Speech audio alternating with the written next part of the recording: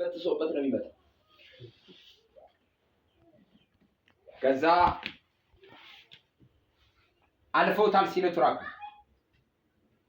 ሲመለስ ሲኖትራኩ ያለፈበት ቦታ ላይ ልጁ ቆሟል። አጣጣል ማውራ ሲኖትራኩ ሄዷል ማለት ልጁን ገጭቶት ነው ሄደው፣ ግን ልጁ ቆሟል እና ሰውየው ገጨውት ብሎ ደንግጦ ወርዶ ሲያይ ቆሟል ልጁ ሰላም። ከዛ ምንድነው አለ ጠዋት ቤት ከመውጣቴ በፊት እስኪ ያለበኝ ነበር በልሳን የተናገርኩት። ምን ማለት ነው? መንፈስ ቅዱስ በእናንተ ላይ በወረደ ጊዜ ምን ትቀበላላችሁ? ኃይል። ያ ኃይል በግሪኩ ዱናሚስ ነው የሚለው ዳይናሚክ ኤቢሊቲ ማለት ነው። አሜን። ያ ዱናሚስ የሆነ ኃይል ሙሉ የሆነ ኃይል እኔና እናንተ መንፈስ ውስጥ ነው ያለው። አሜን። ስለዚህ ይሄ ልጅ ምንድነው ያደረገው? ጠዋት በልሳን ሲጸልይ ያለቀቀውም እንዲወጣ አብዝቶ በልሳን ይጸልይ ነበር እስኪ ያለበው ማለት ነው። ዛንዳስ አሜን እና ነው ምክንያቱም ያን ዱናሚስ ኃይል አንቀሳቅሽው እኔ መንጠቅ ምችለው። አሜን። ብዙ ሰው በልሳን በጸለይ ጥቅሙ ምን እንደሆነ ያውቅ። ለዚህ ነው በልሳን የሚጸልይ ራሱ ምን ይላል? ያንጻል። በእንግሊዘኛው ቻርጅ ያደርጋል። ላይክ ዲስ ባትሪ ቻርጅ እንደሚያደርግ ራሱን ቻርጅ ያደርጋል ማለት መንፈሱን ቻርጅ ያደርጋል። ቻርጅ ያደርጋል ማለት ነው ቻርጅ ሲደረግ 100% ነው የሚሆነው። ስለዚህ ያ የትንሳኤው ኃይል በልሳን ስትጸልዩ አሜን። ስለዚህ ይሄ ሰውዬ በምድር የጸለየው በአማርኛ አይደለም በልሳን እስኪያለበው ዛንዳ አጁ ጋንዴ ሬንዳ አዮንዶ ያ ዱናሚስ ኃይል አሜን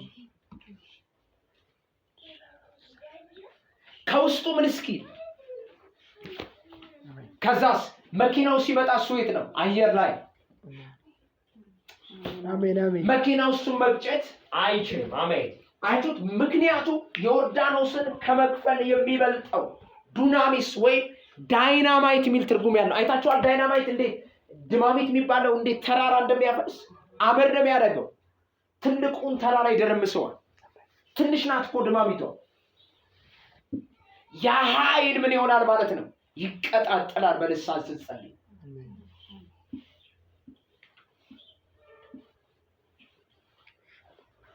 የት ያለው ኃይል? መንፈሳችን ውስጥ ያለው ኃይል። ለዚህ ነው ሰው በልሳን አብስቶ መጸለይ ያለበት። አንዴ እግዚአብሔር ሰው ፓስተር ቤኔን መንፈስ ቅዱስ መጣና ስልክ እንዴት ነው ቻርጅ የምታረጋው? ስልክማ ቻርጅ ማድረገው በቻርጀር ነው። መንፈስንስ እንዴት ነው ቻርጅ የምታረገው ሲለው አያውቅም። በልሳን በመጸለይ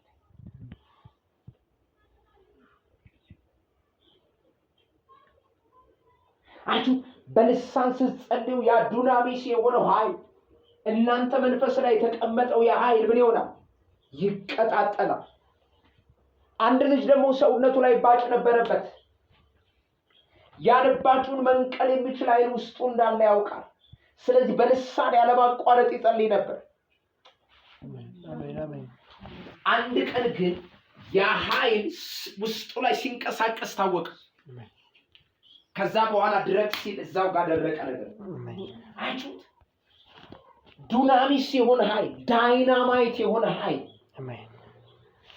ኒውክሌር ቦምብ አይታቸው ኒውክሌር ቦምብ ሳጥን ውስጥ እስከተቀመጠ ድረስ ልደበድቡት ብትችሉ ግን ሲፈታ ከተማን ማጥፋት ባንዴ ይችላል። እንዲህ ያለ መንፈስ ቅዱስ በእናንተ ላይ በወረደ ጊዜ ኃይል ትቀበላላችሁ። እስከ ዓለም ዳርቻ የሚያደርሰው አሜን።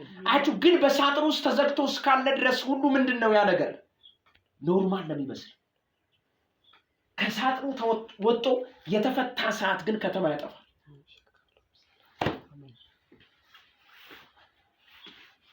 አችሁ በሳጥን ነው የሚቀመጠው ኒውክሌር ኖርማል ነው፣ ሰው ይሸከመዋል። ሲፈታ ግን ሰው እንኳን ሊይዘው አይችልም። ሲፈታ ግን ከተማ ሊይዘው አይችልም። ዛንዳ ሴንደ ዘንዳ የሆነ ራዳር ሊይዘው አይችልም። በጥሶ ነው የሚሄደው። ምን ሲል ልሳን መፍቻው እናንተ ውስጥ የተቀመጠው ኒውክሌር የሆነ ኃይል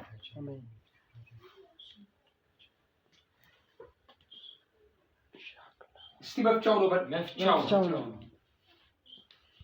ለዚህ ነው በሰይጣን ኃይል ሁሉ ላይ የተሰጠ ስልጣን።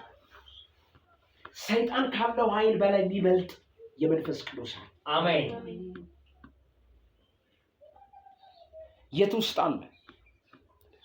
እኔ ውስጥ። አሜን።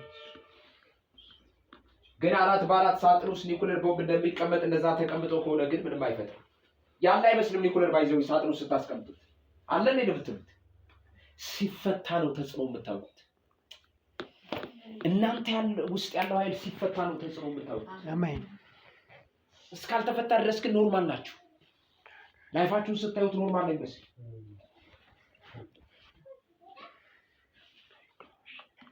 ጴጥሮስ እንደዚህ ያለው ያን አካለ ስንኩል የነበረ ሰው በናዝሬቱ በጌታ በኢየሱስ ምን በል።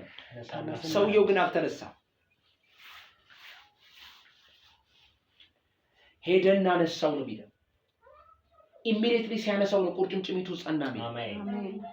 አችሁ ያ ኒውክሌር ኃይል የሆነው ምን አለባል ተፈታ በዛ ኮኔክሽን ውስጥ። አሜን። ሄዶ ባያነሳው ሁሉ አይነሳም ነበር ሰውየው። ለዚህ ነው የእግዚአብሔር ሰው ስም የሚባለው ሰዎች እምነት እምቢ ብለው ሲያስቸግሩት ገፍቶ ይጥላቸዋል። ድንገት ወድቀው ሲሮጡ ተፈውሰዋል።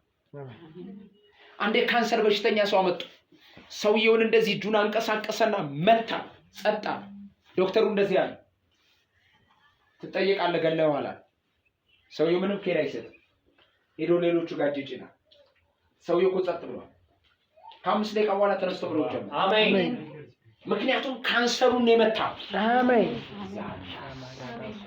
እስቲ አሜን በሉ። አሜን። እስቲ እኔ ውስጥ ያለው ኃይል ትልቅ ነው በሉ። ያለው ኃይል ትልቅ ነው። ይሄን ኃይል የሚፈታው ልሳን ጸሎት ነው። አሜን። ለዚህ ነው ጳውሎስ እንደዚህ ያለ ከሁላችሁ ይልቅ አብዝቼ በልሳኖቼ ምን እላለሁ? ከሁላችሁ ይልቅ ማለት የሁላችሁን ድምር በልሳን ምን እላለሁ?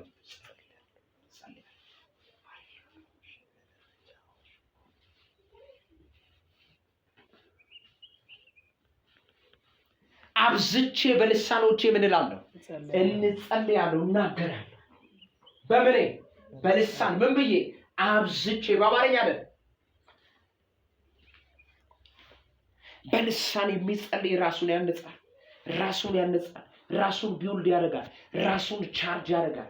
በልሳን የሚጸልይ ዛንዶስ በልሳን የሚጸልይ በልሳን የሚናገር መንፈሱን ምን ይላል? ቻርጅ ያደርጋል። መንፈሱን ቢውልድ ያደርጋል። በምን የሚጸልይ?